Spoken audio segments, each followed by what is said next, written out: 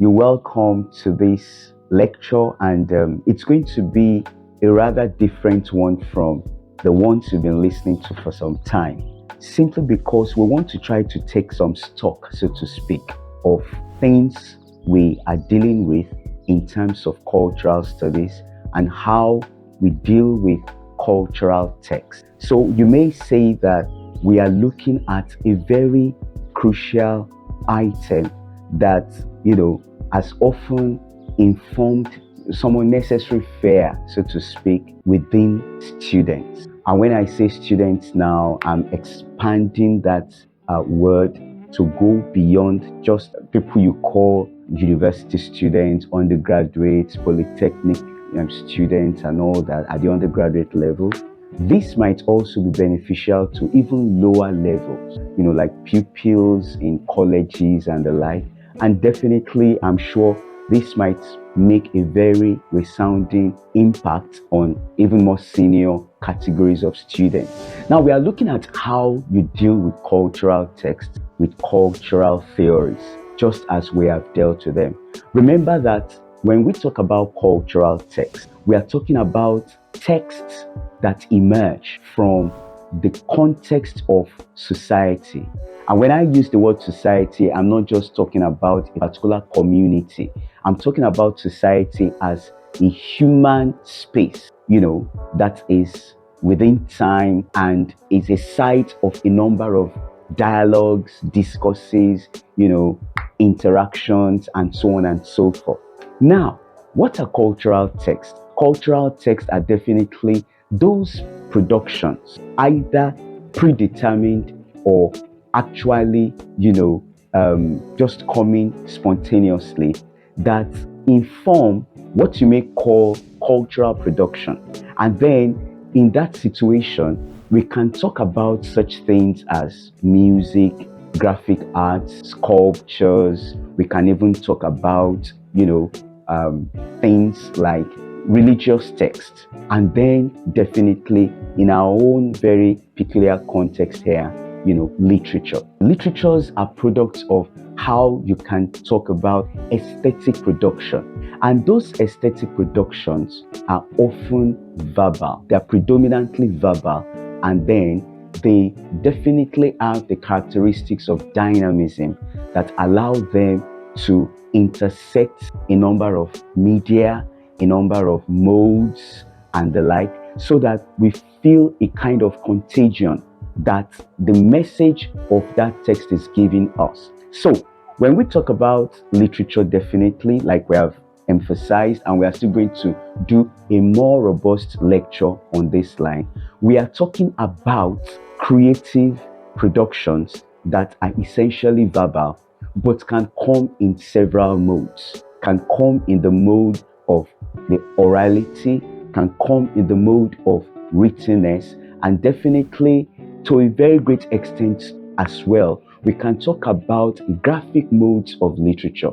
For instance, if we are looking at cartoons, we can talk about cartoons, the characterization, the art form, and nowadays the digitality that gives it a kind of immediacy of what you can call presence, a kind of motion going on within it. You can say that we are dealing with literature. And then we can also call this kind of things actually productions that come from, experts or people that are just within a cultural milieu.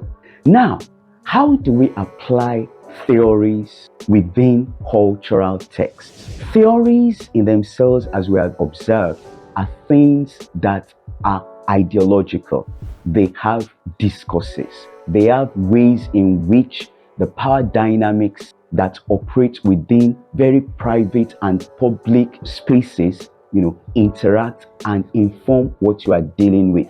In other words, when we talk about theories, we are talking about theories in the context of views, ideas, opinions that have what we may call perspectives getting into, philosophies and particular ways of life that definitely make a particular statement, But we must realize that no theory in itself can claim the monopoly of explaining any cultural text at all. So if we are handling, for instance, I've heard students talk about how do they answer questions? How do they impress their lecturers, their examiners? How do we pick up a particular thing and we begin to make meanings within them?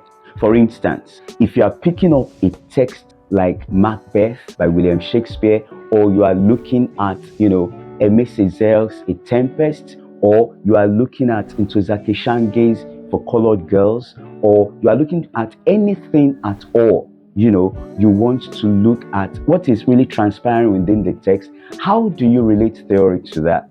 Now, in the first instance, we must know that this is what comes up before you even do this.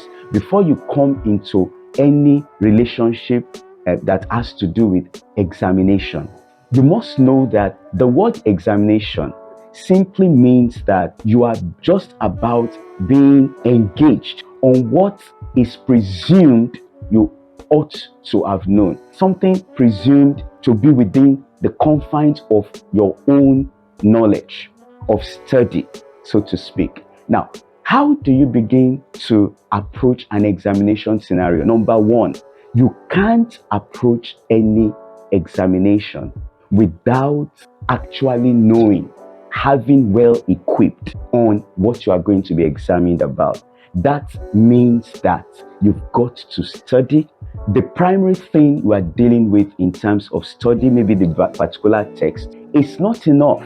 Okay, in research, people will talk about primary text, that is the very text that involves, your inquiry. Okay, but then it goes beyond the primary text. To deal with any primary text requires extended, knowledge of things that are not primarily related to that primary text. In other words, you are talking about, in this case, secondary text. For instance, if you are dealing with a text like Macbeth, which is the primary text, you are not just dealing with Macbeth, you are also trying to deal with a number of things that you should know are very relevant in getting around what Macbeth is all about. And that is where you begin to get very curious. You begin to study. You get curious about, for example, you might want to do research about the circumstances of the production of the text. You might want to look at the prevailing context of the culture or politics or history that surrounds the production of that text itself, and that is research. You might be also interested in doing study on theories that have to do with gender. You want to look at things that have to do with sexuality. You want to deal with things that have to do with, the Renaissance period that produced Macbeth. You want to know certain things that are very important about that. And then you probably also, it will be very, very important. We've talked about a lot of dialogues around the author. The author in post-structuralism may not be seen as the meaning maker. And that is actually the drive of contemporary research, that we don't really allocate the meaning of all the meaning of a text to a particular author. We look at all kinds of circumstances, all kinds of, discourses that can explain several layers of meaning within that text. But then it will be very germane to know something or some circumstances around William Shakespeare and, cognate writers that might be within the orbit of that cultural moment that text is coming in. So it means that you will have to do some background reading. Laziness wouldn't work here. You have got to be on top of your study.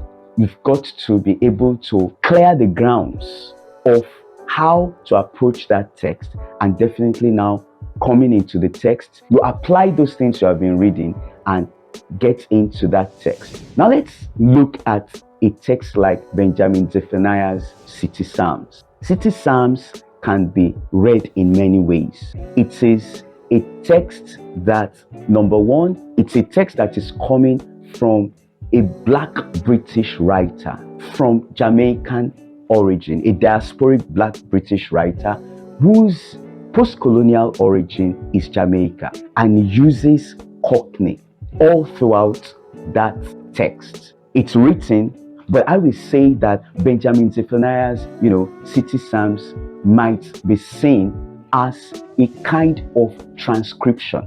The basic elements of language within that text reveal the fact that it is actually an oral format kind of thing. What I mean is that the language used there lets us realize that this is all within an oral context of production. The mode, the basic mode, so to speak, is oral, but now it's committed into writing. So we've got to understand that looking at that kind of thing and actually is breaking off the English language into a very nativized, creolized language says a number of things. If you are going to look at that, one, you might be looking at the formal properties of Benjamin Zephaniah, which will make you to be commenting on the things like language, the things like imagery, things that have to do with musicality, things that have to do with the street, okay, as a cultural milieu that produces city psalms. Because the language is definitely unlearned language. What I mean by unlearned is that it's not the language of people you can say are university people that are very, learned as we understand it within the realms of academics or, very civilized taste. That language is deliberately pedestrian. By pedestrian, I'm not talking about something you can ignore as non-important that is along the street, but we are talking about it as a language that has the life of the streets within it. By extension, we can say that that language, aside its formal properties we have talked about, also gives us the idea of class, the class of the persona of the speaking voice of the poem, which is of the lower class, the class of the masses, the class of those within the margins of society. In that context, you may also begin to look at another thing. Since there is a deliberate breakage from polished English, as you will find it in some other written items within the English language, as far as literature is concerned, you may also advance a kind of what we call post-colonial reading of it. The language, as differing from the norm of how English is spoken or written, is definitely writing a statement of cultural or civilizational difference of the other, that is, those that don't belong within the dominant site that you can call Englishness, but then they are the people who you can say belong to the informally colonized population of people that experienced, the weight of white racism, that experienced the rule of the Enlightenment, which was talking about a polished kind of sensibility, a kind of upright way of showing early modernity. But then this is talking about the violence, so to speak, of this Enlightenment code, or which also we find very much potent within modernism. We discover that what Zephaniah is doing, by extension, is to talk about and to distance a narrative voice from the projections of Enlightenment and of modernism as something that creates a whole humanity, okay, of people that are, within a common heritage of progress as given by the idea of, modernist superiority. So in other words, the language itself is a way of talking about a distance from the so-called advancement of modernity. on society and progress. And by the way, when we talk about progress in that extent, a number of critics have claimed that modernity is another way of dividing people that are underprivileged from so-called imaginaries of civilization arrival, which is, located within hegemonic tastes of Europe, of the West, and which tends to rule everybody. So we can say the language of Benjamin Zephaniah in City Psalms is definitely a language of modernist difference, a difference that is coming rather from the periphery of modernism, that also talks about how the values of modernism has actually created others that are struggling to become themselves and integrated within a multicultural context of Britain and even of the West, as Zephaniah brings it. We can also begin to talk about City Psalms as a way in which we read a number of other things, definitely post-colonial about City Psalms. Number one, the style, which is a deliberate statement of difference from the modernized, polished way of realizing written literature in the English language. Number two, it gives us an alternative kind of poetry, which is not the poetry of the learned. It is the poetry of the people, of the community. It is a lived poetry within lived society of common people.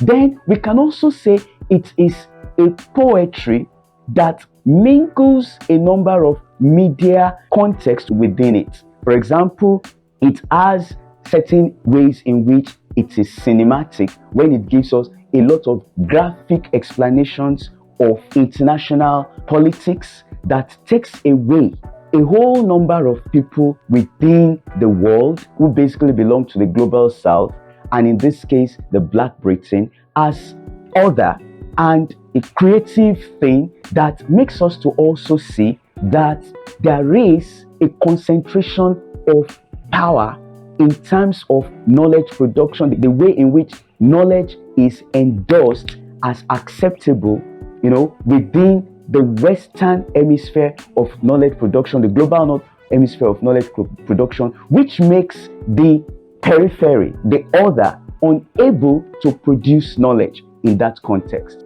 We can also read City Psalms in a number of ways. We can look at dynamics of gender. If you look at City Psalms very well, you will discover that there are a number of poems that signify a kind of gender situation in which there is no privilege of maleness over femaleness. We have this kind of things coming in here. And then we can also say that City Psalms is postmodern to a very great extent. City Psalms brings in a collage, a blending of several elements that mix as hybrid. It brings in a kind of English, it brings in the Jamaican patois there, it sort of ruptures the hegemony of anything. If you have looked at some poems in City Psalms, for example, there is one that talks about rapid rapping. That rapid rapping, it privileges literature as something that is rather enjoyed as rap and reggae ahead of the kind of poetry you find coming from people like William Shakespeare, which shows a height of creativity, which definitely can be within the reach of the people that, at a point, Frantz Fanon would call the wretched of the earth, people that are not able to get into that class of social belonging. And therefore, you discover that City Psalms blends a number of things. It has a lot of hybrid elements. It ruptures the hegemony of any religion or the other, even though it fights against, the notions of whiteness and white superiority. City Psalms, at the end of the day, does not produce a poetry of binary opposition, blackness against white. It celebrates common humanity.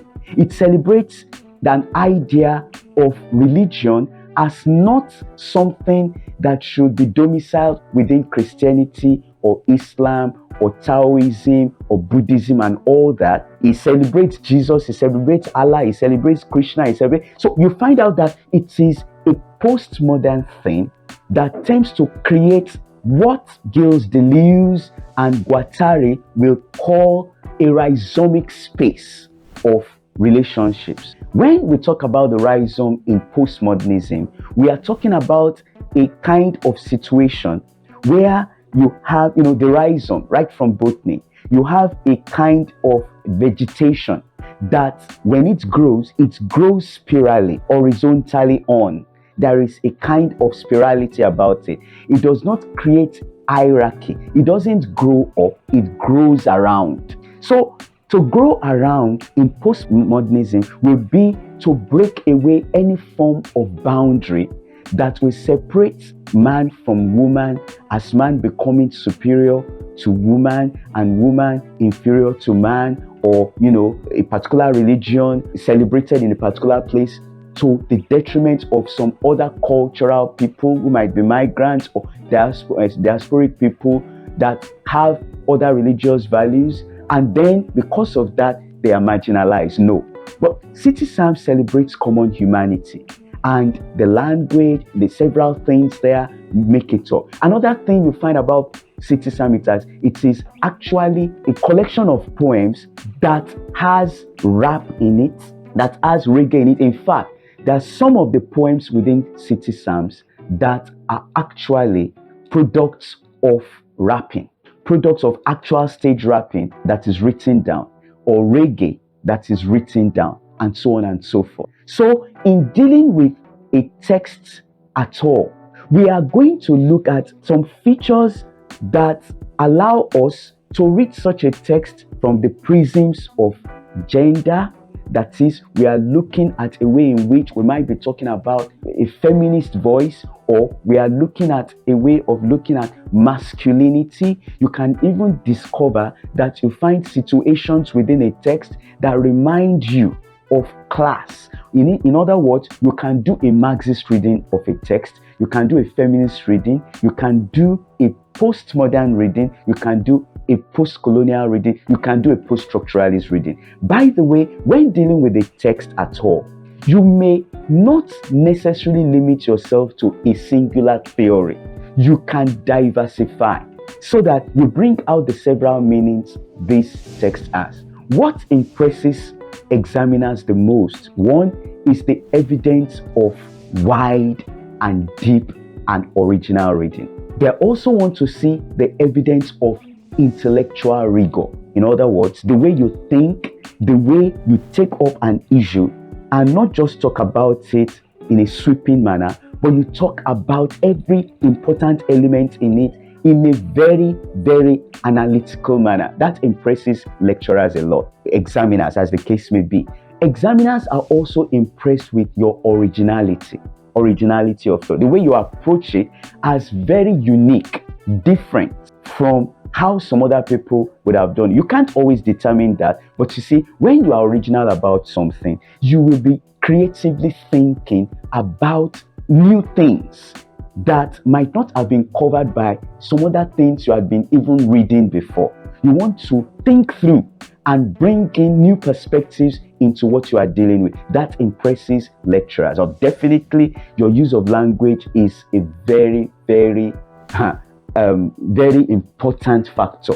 Your use of language. You've got to be able to take care of your grammar, take care of the logicality of the presentation of material. You've got to be able to also know that at the end of the day, you are not just trying to, you don't jumble things together. You try to look at things in separate ways. And it is always advisable to have pre-planned what you want to write. Write out the points you want to discuss on a rough sheet and think through.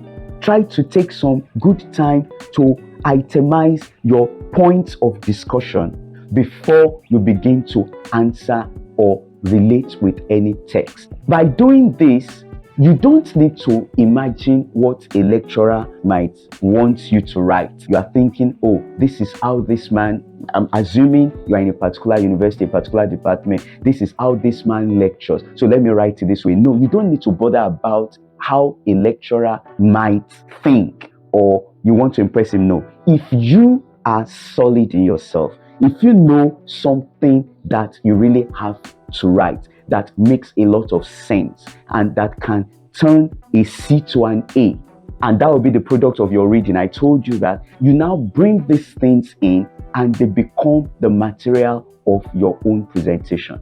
So it is a very important thing at the level of examination.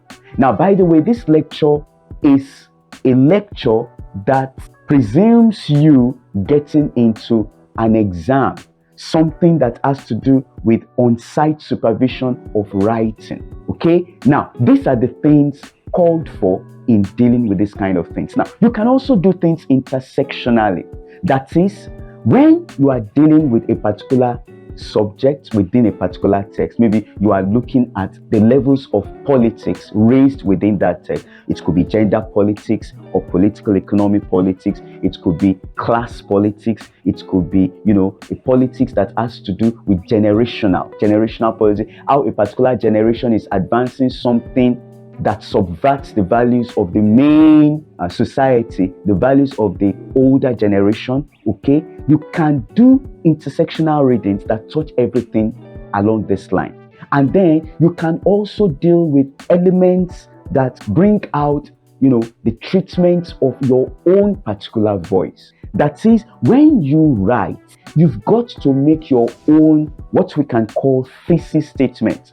You make a voice of your own opinion on the text generally, or series or your plural opinions on the text, and you begin to discuss these things. Ladies and gentlemen, when you do this in terms of addressing any examination, you don't need to bother about what a lecturer is looking for. You will just know that you are getting at the target. It is always important to cross-check what you have done when you have written an exam. Make sure you are not so much in a hurry as not to look through your pages again. Because, in writing, without your meaning to, because your brain is thinking faster than how you write, you can miss out some words you thought you had put in there. And that will make that line very, very ungrammatical and very, very odd. So you take time to go through what you have looked at again. It's a way of editing what you have written as you write your exams. I hope this will be helpful to you over there in tackling a situation of on-site, examination, which hopefully will be something you score A's in. Now let me round off with this. As a lecturer that has been there for over 2 decades, I can tell you that the first thing that impresses anybody that is reading you is the level of your coordination, your linguistic and thought coordination. Your linguistic and thought coordination shows in the smoothness and the grammaticality and the potency of the points you are raising on paper.